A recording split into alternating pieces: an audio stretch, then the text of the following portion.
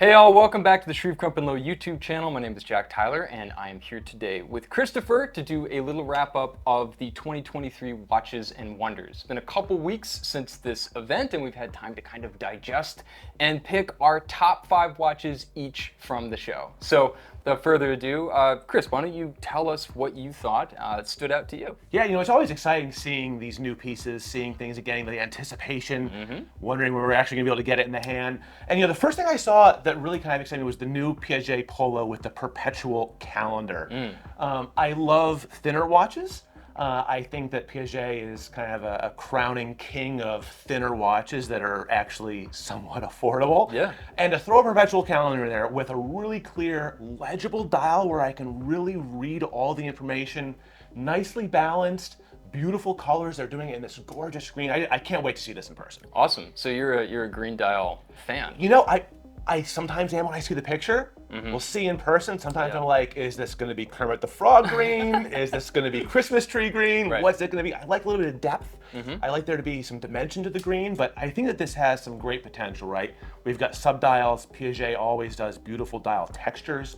So I think that this could be a really exciting piece once we get it on the wrist. Absolutely. I think it's also cool to see another steel integrated sports watch that actually stands on its own 2 feet. Like there's a lot of, shall we say, copycats out there that are kind of capitalizing on the hype of the pandemic watches particular, right? Like, it's so true. And you can, when you put these side by side with some of the other watches that we're referring to, you can really see how Piaget has found their own unique language for this. Absolutely.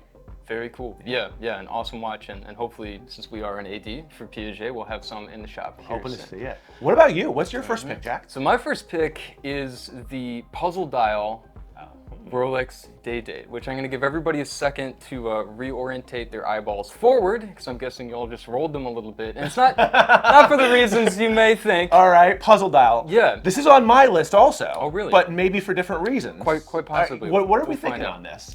First First thought. was I had to check that it was real. And the fact that I had to even do that is why I think that this is such an awesome watch to see from the crown. Whether you love Rolex or you hate Rolex or you won't admit that you love Rolex, there's a definite through line, I think, for everybody that follows the brand, that they have a very reserved nature, right? They're very, very, very careful, very conscientious about making these small little changes to their watches over time, which can be really infuriating to a lot of people. You're looking for something new, you're looking for some pizzazz, Right. and you just get like another Explorer. Exactly. Okay. But this is like so far beyond that. So my guilty pleasure leading up to any of these events is watching the prediction videos, and I think that I can assuredly say that nobody on the planet would have predicted that this watch would have been dropped. Yeah. And of course we have the Celebration dial, Oyster Perpetual. Previous to that we had the Palm dials, we had the Stella dials. But this to me is an entire other level of magnitude because they put it on a day date.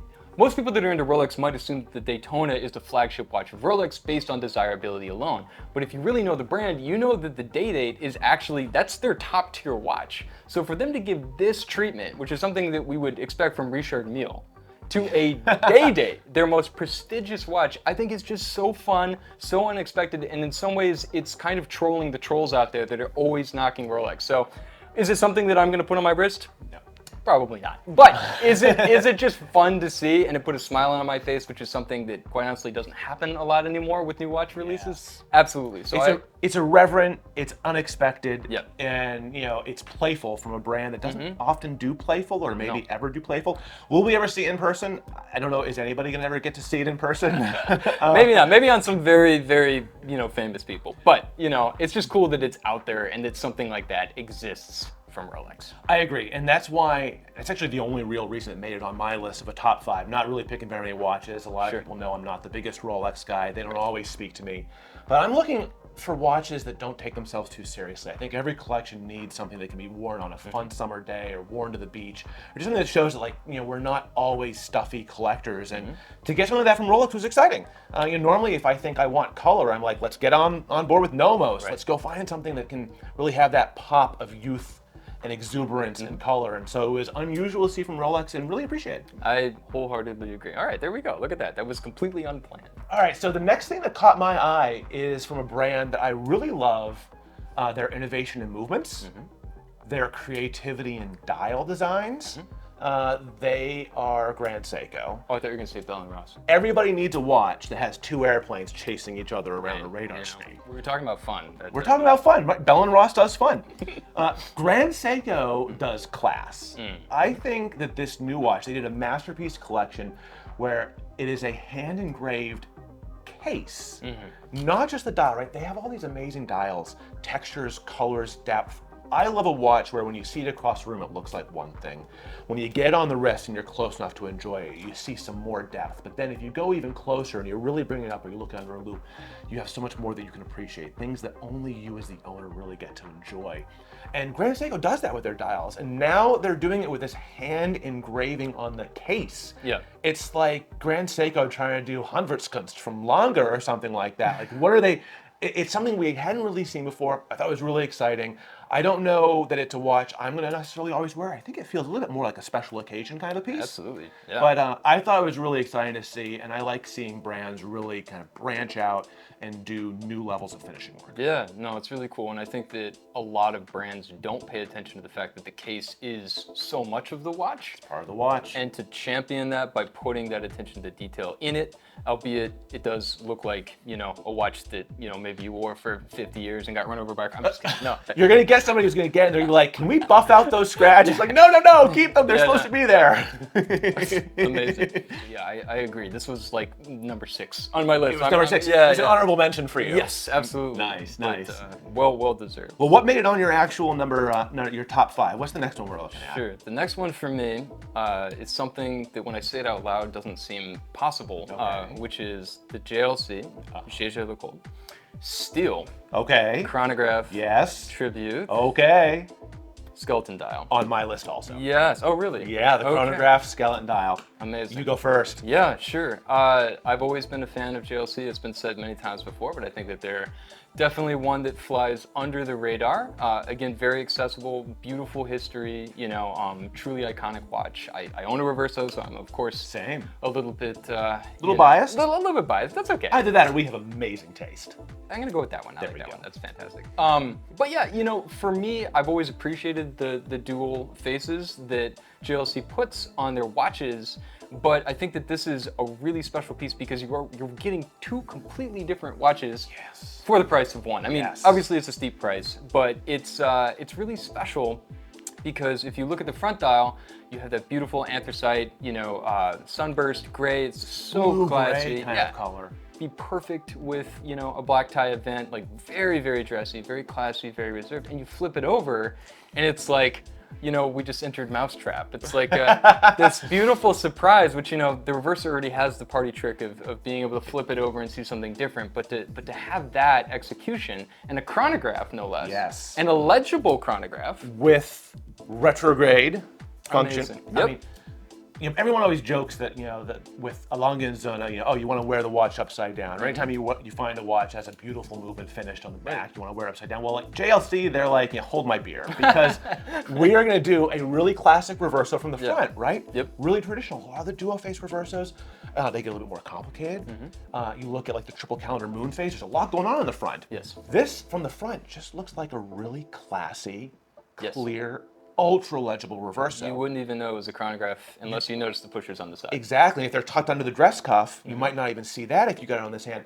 And then you flip it over, and it really is a completely new watch. It's got the time. It's legible. It's fun. Sign me up. Yeah, awesome. Yeah, I'm glad you agree. The other thing that I'll say about skeleton dials in general is I feel like, and this might be controversial. Just you know, hot take. Hold on. Hot take with Jack. Let's have it. I feel like making a skeleton dial oftentimes is kind of an easy out to make a watch more interesting. Yes. You know, and for a lot of people that are just getting into watches, they see an open dial, just like seeing maybe a sapphire case back with an ETA movement on the back.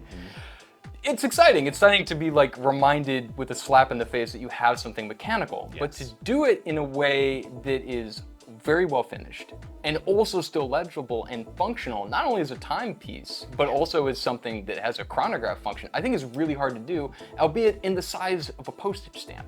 So exactly. You know, kudos to JLC on this release, and definitely something that I would consider picking up. I would too. I'm looking forward to seeing that one. Would you do the steel or would you do the rose gold? I would do the steel. Yeah. So for me, one of the things I really love about the Reverso is versatility, right? I think with that dial, you know, the Reverso, I've got simple, time only, no seconds hand, the Grand Reverso Ultra Thin. Cool. Throw it on any strap, Easy. any material, any texture, any color, and it looks amazing.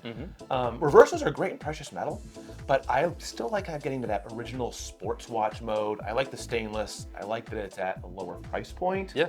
And I like that I can swap out so many more straps. So I would go stainless with that. Likewise. And also just, you wouldn't expect that. You would have expected this release to be in precious metal only. Yep. So I think the steel makes it actually more interesting in many ways. So the next pick I had is really similar to what you found, Jack. This was the new Oyster Perpetual with a color dial, with all the circles, all the colors. Just, it looks like it's supposed to be bouncing around. I want these to be animated. I want like Pac-Man on my dial. Like they won't go that far. Well, I don't know anymore. You know, it's the jury is out. All bets are off. Right. I don't know that we'll ever see one. I think that these are neat watches from a brand that doesn't often connect with me. I don't know that if you have the opportunity to buy one of these, it's going to be anybody's first, second, or even third Rolex. But I think for a dedicated Rolex collector, if they have the opportunity to pick one of these up, it's probably going to be a no-brainer. I would definitely buy that one. That's kind of why I made my list. Yeah. No, it's cool. And yeah, it touches on a lot of the same points that we had earlier. But yeah, a nice surprise. I feel like Rolex in their way has been kind of leading up to these with, again, Stella dials, palm dial, and now it's just full-blown silliness. Full-blown silliness. And I'm here for it. So my next pick is a Cartier. Okay. And I think the Cartier is having a really special moment right now. I think they have been for the last couple years. I think what's really interesting about Cartier is they're moving more into the mainstream watch world in a really organic way. They're not, you know, really super flashy. They're not reinventing the wheel. I mean, these are designs that have literally been around since the turn of the century. Well, that's the thing. They have two of the world's most iconic watches with the Santos and with the Tank. Yeah. So why reinvent the wheel? Yeah. Let's evolve this. Let's change sizes. Let's change colors. And let's get it working for modern wrists. But then they do things where they actually go and look backwards a little bit more and bring back the classics. Everything is cyclical. And they are really taking out some of the heavy hitters, updating them in new ways. I love, like, you know, the solar movements and all that. Yeah. But this, the new Tank Normal is your pick. Yeah, absolutely. And you gonna get one? You know, we'll see. They're limited. They're limited. So that is a bit of an issue. But okay. I just think I owned a Tank for a little while. Even for me, it was a little bit too small. So this watch, especially with the bracelet, which I think is awesome. You don't see a lot of bracelets on Cartier watches besides the Santos line. So I think it's a fantastic execution. I think it's something that is so incredibly classy. And I think if you see that on somebody's wrist, you know that they know. And there's an aspect of that I really love. So yeah, it's definitely a watch that if I ever got allocated for one, I would definitely jump on it without any hesitation. So again, kudos to Cartier. Beautiful brand, wonderful story, and again, I think kind of holds a candle up to Rolex in terms of being able to create these designs that continue to reach new audiences every generation without, again, going overboard. You know? Classics are classics for a reason. Absolutely. All right, what's next, Chris? Where are we at? Yeah, so it's probably no surprise to anybody. I'm the big Lange dork here at Sharif Grump and Low. So, I mean, I'm never gonna get one. I'm never gonna be able to afford one. Never say never, Chris. I will never be allocated one. I will never see one in person, but we can't have a Lange chronograph be introduced without me saying a few words. And by a few words, I mean buckle up, because we're gonna be here for 45 minutes. All right, so Lange did finally release an Odysseus with a chronograph. It's probably no surprise to anybody. I think they were dropping hints when the Odysseus first came out. You know, oh, look at these two pushers. I wonder what we can use those for. And so everyone's, you know, doing their hot takes. Lange chronograph Odysseus. And it's like, well, it's here. I think it's kind of interesting. I have some things I really love about this. We talked earlier about legibility with things like the JLC chronograph, the Reverso. I love the ultra legibility on this. I love that they were able to maintain the design language of an Odysseus, but integrate a chronograph on the dial side in a unique way for Lange that does not distract, that is completely legible. It's almost like the chronograph is there when you want it and gone when you don't. Sure. They also went and have the dual functions for the pushers. So when the crown is in, the 2 pushers are your chronograph. When the crown is pulled out, the 2 pushers help you adjust the day or the date. That's awesome. Stainless steel, everybody wants it. I suspect a little bit that Lange is making a few of these in stainless to kind of just satisfy the internet people saying, we want stainless. You think they're gonna go precious metal next? I do. Yeah. I think that we're gonna see this in precious metal, maybe on one of the rubber or the leather straps, like kind of the way they've done the other Odysseus. Man, I think on a black rubber strap, this would be like Black rubber will look lights out. amazing. Yeah. Will they keep the black dial though if they start going precious metal? They started introducing different dial colors, right? Yeah. It's an easy way to change it out, but this is, from the dial side, this is spectacular. Yeah. The little splash of red is great. It's a slightly playful color from Lange, which is not always known for its playfulness. Sure. A little bit more stoic, a little bit more serious. The interesting thing I gotta say about this though is, I mean, it is a chronograph from Lange Sohne where when you flip it over, you can't really see the chronograph movement. I suspect that the people who are picking one of these up might not mind that. They may have already picked up an 1815 chrono or a datograph. Yeah, I don't think this is anybody's first Lange. I think that you probably have to have purchased several of them. Yeah. But really cool watch. I like seeing Lange always innovating, always kind of, they say never stand still, taking these little steps, these little evolutions. And so I really appreciate this. I would love to see some more pieces that are maybe in our budget. Yeah, for sure. But they kind of knock it out of the park when they do the big things. Yeah. What did you think on this? I mean, I think that the one thing that I respect above all else with Lange is that, and I'm sure people will argue with me on this, but it doesn't reference any other watch. I mean, they have such an ironclad design language that, of course, can be polarizing. Some people love it, some people hate it. But the thing is, they don't really borrow any major design cues that I can see from other brands that are doing similar pieces. And I think that that's extremely respectable, in today's market. And yes, it's an awesome watch. It's really cool. I think if I was gonna dream up a Lange Sohne chronograph Odysseus, it would look like this. It would look like this. Yeah, so I think that there's something to be said for that too. If you're an enthusiast of the brand, this is probably exactly what you were looking for, and I think that they delivered in a big way. I agree. And they don't really reference anything else. They're doing their own thing, but what's amazing is you can take Lange's name off that dial and everybody knows who made this watch. Yeah, and that is the proof in the pudding. All right. What was the next pick for you, Jack? The Tudor. Tudor. Yeah, which is something, again, I didn't think I was gonna say, but I have kind of been sitting on the sidelines for Tudor for the last couple years. I think that they have filled a really great spot in the market, kind of giving Rolex fans more accessible pieces that are in many ways a little bit more outside, the lines from what we would expect the crown to deliver. Yes. But I've had a Black Bay GMT, I've had a couple other Black Bays, and I've always kind of, moved away from them based on the proportions. They've never been quite right for me. And I think this is the Black Bay that we've been looking for a really long time. It's 37 millimeters, perfect sizing for those of you who don't want big old chunky watch on the wrist. The side profile of the case is finally, for me, in like a manageable place where it doesn't look like you're wearing a brick of stainless steel on your wrist. And like all the cues are perfect. You've got, the aluminum bezel, you've got the riveted bracelet, faux riveted bracelet. The gilt dial, I think it's just perfect. If you're into vintage subs, this is your piece. And again, finally, I think everything just came together in this watch, and I would definitely pick one up. I feel like they also have a cool factor that you sometimes miss with other brands. Yeah. If you're looking for a dive watch, if you're looking for something, the Black Bay it's cool on the wrist. Absolutely. So again, congratulations to Tudor on that release. I think there's a lot of fans of the brand that were like, cheering in their seats, sitting in front of their computer Monday morning when that one dropped. And again, yeah, can't wait to see that one in person.